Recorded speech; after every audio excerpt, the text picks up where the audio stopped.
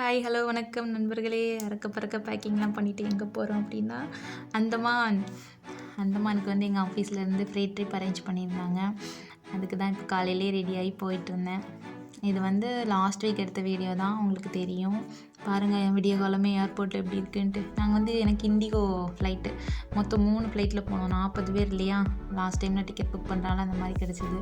So ஏர்போர்ட்டுக்கு வந்துட்டு டிக்கெட்டையும் கையில் வாங்கிட்டு மாசாக ரெடி ஆகிட்டு, இது என்னது பஸ்ஸில் போகிறோம். இங்கேருந்து ஃப்ளைட்டில் ஏறதுக்கு ஒரு பஸ்ஸு, அது இண்டிகோ தனியாக அரேஞ்ச் பண்ண பஸ்ஸு.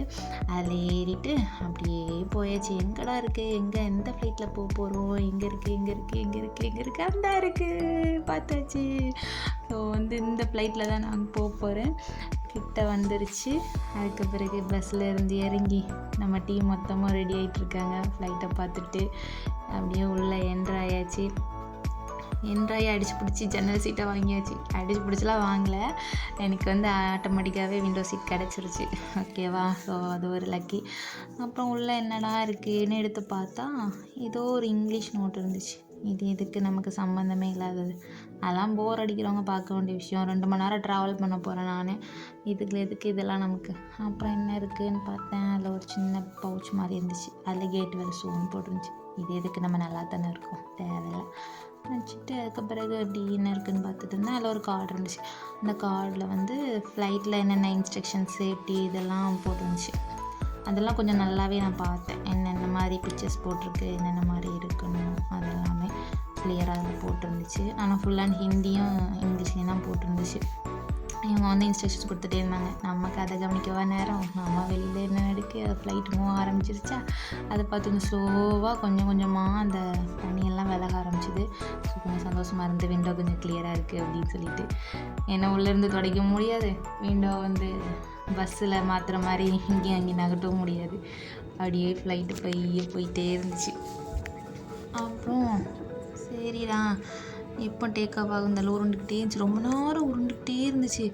எப்படிடா இது டேக் ஆஃப் ஆகும், இப்படி போயிட்டே இருக்கே அப்படின்னு நினச்சி பார்த்துக்கிட்டே இருந்தேன், வெயிட் பண்ணிகிட்டே இருந்தேன். அப்படியே திடீர்னு போயிட்டு அதுலேயே நம்ம பஸ்ஸை திருப்புற மாதிரி யூட்டர்ன் போடுது, சைடில் திரும்புது. அவ்வளோ பெரிய ஃப்ளைட்டை வந்து கண்ட்ரோல் பண்ணுறாங்க. சரி ஓகே, இந்த டேக் ஆஃப் ஆகுறது போகிறது இதெல்லாமே ரெகுலராக போகிறவங்களுக்குலாம் பெருசாக இருக்காது. நம்மளை மாதிரி புதுசாக போகிறவங்களுக்கு ஏதோ மாதிரி இருக்கும். ஸோ புதுசாக போகாதவங்களுக்கெல்லாம் இதை பார்த்தப்பறம் போகணும்னு ஆசை கூட வரலாம். அப்படி திடீர்னு பார்த்தா ஸ்பீடு அதிகமாகிடுச்சு. என்னடா இது, ஸ்பீடு அதிகமாகவும் டக்குன்னு சீட்டுக்கு பின்னாடி வந்து கொஞ்சம் தள்ளி விட்டுருச்சு. அப்படியே இருந்துட்டு கேமரா வச்சுட்டு வீடியோ எடுத்துக்கிட்டே இருந்தேன், சைடில் பார்த்துட்டே இருந்தேன். அதில் வந்து சென்னையில் பனி வேறு அதிகமாக இருந்துச்சா, அதெல்லாம் பாருங்கள் வெளியில் சைடில் சூப்பராக இருக்குல்ல. அப்படியே மூவ் ஆகிட்டே இருந்துச்சு. எப்படா இது ரொம்ப நேரம் ஓடுது. ஸ்பீடாக ஓடும்போது கூட கொஞ்சம் நல்லா தான் இருந்துச்சு. ஃபஸ்ட்டு ஜர்க்கானாலும் அப்புறம் ஸ்பீடாக போகும்போது நல்லா தான் இருந்துச்சு, ஜாலியாகிட்டு. திடீர்னு சொயின்னு எடுத்தோம் போகிறோம். அது பிறகு தண்ணி எதுக்கு அங்கேருந்து வருதுன்னு தெரியல. அது தெரிஞ்சால் எனக்கு கமெண்டில் சொல்லிட்டாங்க. அப்புறமா என்னடா அது மேலே வந்தக்கன்னு அடையாளமே தெரில, நம்ம மட்டும் சாஞ்சா மாதிரியே போயிட்டுருக்குன்னு பார்த்தா அக்காவுக்கு நாங்கள் பின்னாடி பாரு அப்படின்ட்டு பார்த்தா வா அழகா. அப்போ இந்த மாதிரி ரோடெல்லாம் அப்படியே ஃப்ளைட்டு ஓடிட்டு வந்தது போல். அதனால பச்சை பசேல்னு இருக்கே, பரவாயில்லையே சென்னையில் இவ்வளோ க்ரீனிஷாக இருக்கே அப்படின்னு நினச்சிட்டு பார்த்தாக்க பிறகு பாருங்கள் எல்லாமே கொஞ்சமாக குட்டியாகிக்கிட்டே இருந்துச்சு.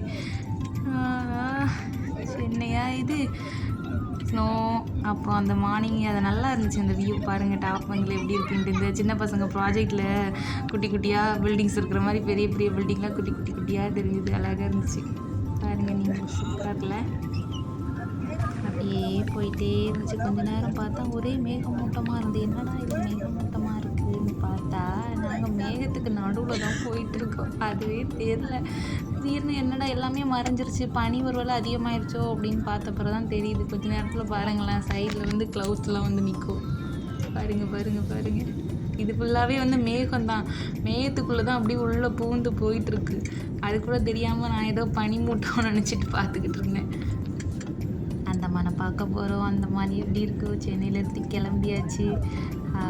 ஏரோப்ளைனில் ஏறி நம்மளாம் அந்த ஊரில் வந்து ஏரோப்ளைன் வந்து இவ்வளோண்டு விரல் சைஸுக்கு தெரியும். அங்கே அந்த விரல் சைஸு தெரிஞ்சாலே ஓடி போய் ஏரோப்ளைன் பார்த்துக்கிட்டு இருப்போம். பார்த்தீங்களா மேகம் எப்படி இருக்குன்ட்டு, செம்மையாக இருக்குல்ல. வேகத்துக்கு கூடயே போகிறோம், அழகாக இருந்துச்சு. அப்படியே பஞ்சு டைம் மாதிரி கை மட்டும் வெளியில் எடுத்துருந்தா அழகாட்டு பிடிச்சி பார்த்துருக்கலாம், அந்தளவுக்கு தோணுச்சு. ஆனால் வாய்ப்பு இல்லை. அதுக்கு பிறகு ஊரில் குட்டியாக பார்த்தாலே நம்ம எக்ஸைட்டிங் ஆகுமா, இங்கே சென்னைக்கு வந்த பிறகு பார்த்தீங்கன்னா சென்னையிலலாம் பெருசு பெருசாக தெரியும். ஓரளவு இந்த கலரில் தான் ஏரோப்ளைன் போகுதுன்னு தெரிகிற அளவுக்கு இருக்கும். அதுவும் இந்த கிண்டி சைட்லாம் போனேன்னா இன்னும் பெருசாக தெரியும்.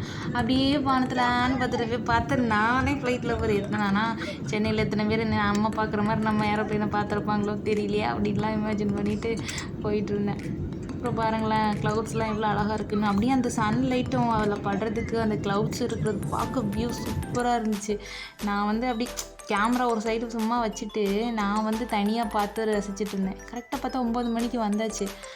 அனௌன்ஸ் பண்ணுறாங்க லேண்ட் ஆக போகுது அப்படின்ட்டு. 2 மணி நேரத்தில் கடல் தாண்டி அந்தமான் வந்துட்டோமா. அப்பா லேண்டிங் எப்படி இருக்கும், அந்தமான் எப்படி இருக்கும், பல எக்ஸைட்டிங். அதாவது மொதல் நாள்லேருந்தே ஒவ்வொரு நாளும் எக்ஸைட்டிங் தான். நாங்கள் ஒரு 6 நாள் அங்கே ட்ரிப்பு பிளான் பண்ணியிருந்தோம். 6வது நாள் கிளம்பிட்டோம். ஃபுல் 5 டேஸ் அங்கே ஸ்பெண்ட் பண்ணோம். இங்கே பாருங்களேன் சீனரி எவ்வளோ சூப்பராக இருக்குதுன்னு. அப்படியே பெயிண்டிங் மாதிரியே இருக்குல்ல. ஒரு க்ளவுடு கூட அசையவே இல்லை. அப்படியே அழகாக பஞ்சு மிட்டாய் மாதிரி அப்படியே மிதந்துகிட்டே இருந்துச்சு. அதை அப்படியே பார்த்து ரசிச்சுக்கிட்டே வந்தேன். ஆனால் இடையில கொஞ்சம் நேரம் உறங்கிட்டேன். இதில் ஏன்னா காது ஒரு மாதிரி உருன்னு குடைய ஆரம்பிச்சிட்டு வரும்போதும் அந்த பிரச்சனை இருந்துச்சு. எல்லாருக்குமே கேட்கும்போது சொன்னாங்க காது வலிக்குதுன்னு. ஏன் அந்த பிரச்சனைன்னு தெரியல. அதை பற்றி தெரிஞ்சாலும் சொல்லி கொடுங்க சரியா. அந்த மாதிரி காதில் ஒரு மாதிரி யாரோ சத்தம் போட்ட மாதிரி ஒருன்னு சொல்லிகிட்டே இருந்துச்சு. அப்புறமா நார்மலானோடனே ஏர் பஸ்ஸில் போகிற மாதிரியே ஒரு ஃபீல் பாருங்கள். அந்த மேலேருந்து பார்க்கும்போது நம்ம சின்ன பிள்ளையில் மேப்பு பார்ப்போம்ல, வேர்ல்டு மேப்பில் குட்டி குட்டியாக அதே மாதிரியே இருந்துச்சு. அந்த கலரை பாருங்களேன், ஒவ்வொரு இடத்துலையும் ஒவ்வொரு கலரு. ஆக்சுவலாக ஒவ்வொரு தீவுமே அப்படி தான் இருந்துச்சு. நான் இங்கே வர வீடியோஸில் ஒன்றில் காட்டுறேன். சூப்பராக இருந்துச்சு. அப்படியே பாருங்கள் கடலுக்கு மேலேயே வரும். கடலில் ஒவ்வொரு இடத்துலையும் ஒவ்வொரு கலரு. அதுக்கான ரீசன் என்னன்னு தெரியல. ஆனால் sky blue, light green, dark blue அப்படின்னு நிறைய கலர்ஸாக இருந்துச்சு. இந்த 3 ஓட்டை இருக்குன்னு தெரியல. ஏசின்னு சொன்னாங்க. ஆனால் எனக்கு அது பெருசாக ஃபீல் ஆகலை. அது என்ன பண்ணணும்னு தெரியல மேலே. அதுக்கு பிறகு லேண்ட் ஆக போகிறோம். ஸோ அந்த எக்ஸைட்டிங்கில் அதை பார்த்துக்கிட்டே இருந்தேன். பாருங்கள் நல்லா இருக்குல்ல. ஆனால் அந்தமான் நல்ல என்விரான்மெண்ட் மெயின்டைன் பண்ணுறாங்க.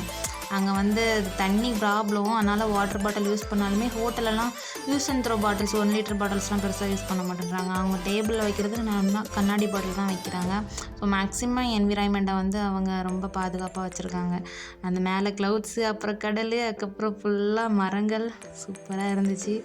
லேண்ட் ஆகும்போது தான் என்ன ஆகுமோன்னு தெரியலேன்னு பார்த்துக்கிட்டே வந்தேன். ஆனால் ஃப்ரெண்டில் பெருசாக தெரில. இந்த ரெக்க சைடு தான் எனக்கு சீட்டு கிடச்சி. அங்கே ஏரோப்ளைனில் எந்த சைடு இருந்தால் வியூ நல்லாயிருக்கும்னு எனக்கு தெரியல. ஆனால் சீட் நம்ம செலெக்ஷன் பண்ண முடியாதுன்னு நினைக்கிறேன். பட் ஓகே தான், நல்லா இருந்துச்சு. லேண்ட் ஆகும்போது பார்க்கணுமே. அப்படி பாருங்களேன், நான் செம்ம வைப்ரேஷனாக இருந்துச்சு. அப்படியே ஆட்டங்கன்றுச்சு. கொஞ்சம் பயம் இருந்துச்சு. But okay. பார்த்தீங்களா இந்த பில்டிங் மேலே வரும்போதெல்லாம் என்னடா இது இவ்வளோ க்ளோஸ் ஆகுது, இடிச்சிருமா என்ன அப்படிங்கிற மாதிரிலாம் தோணுச்சு. இன்னும் பாருங்களேன் அந்த மேகங்கள் இவ்வளோ அழகாக இருக்குது. பெயிண்டிங் மாதிரியே இருக்குது. ஒன்றும் அசையலை, ஏன்னு தெரியல. சம்டைம்ஸ் ஊரில் மேகங்கள்லாம் ஓடிட்டே இருக்கும். இங்கே அந்த மாதிரிலாம் இல்லை. பாருங்கள் லேண்ட் ஆக போகும்போது எப்படி ஸ்பீடு கூடுது பார்த்தீங்களா. இந்த சைடில் உள்ள அந்த ரெக்கையெல்லாம் அப்படி ஓப்பன் ஆகி அப்படியே அசல்லுன்னு லேண்ட் ஆச்சு. அது லேண்ட் ஆகிற வரைக்கும் அப்படியே ஹார்ட் பீட் கொஞ்சம் அதிகமாக தான் இருந்துச்சு. பட் ஓகே, ஒரு வழியாக சேஃப்டியாக லேண்ட் ஆகிட்டோம்ப்பா, அந்த பிறகு ஓப்பன் ஆகுது அப்படின்னு சொல்லிட்டு இறங்கி வந்தோம்.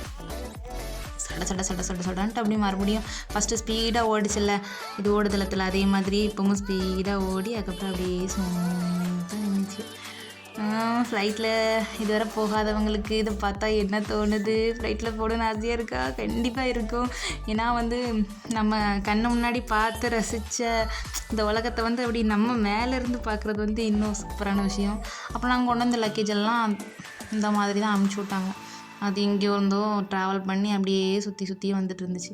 என்னடா இது, நம்ம வேறு இரவலுக்கு வாங்கிட்டு வந்திருக்கோம் சூட்கேஸு, இங்கே என்னென்ன சூட்கேஸை தாறுமாறாக போட்டு உடைக்கிறாங்களே அப்படின்னு யோசித்து பார்த்துக்கிட்டே இருந்தேன். கொஞ்சம் நேரம் கழித்து வெயிட் பண்ணி கொஞ்ச நேரம் இல்லை ரொம்ப நேரம் ஆச்சு. ஃபைனலாக என்னோடய சூட்கேஸை நான் சேர்ந்துச்சு. நாங்கள் எல்லாருமே ஒன்றா போனனால எதுவும் மிஸ் ஆகிடக்கூடாதுன்னு எங்கள் கம்பெனியில் இந்த மாதிரி ரிப்பன்லாம் கட்டி சேஃப்டியாக நாங்கள் வந்தோம்.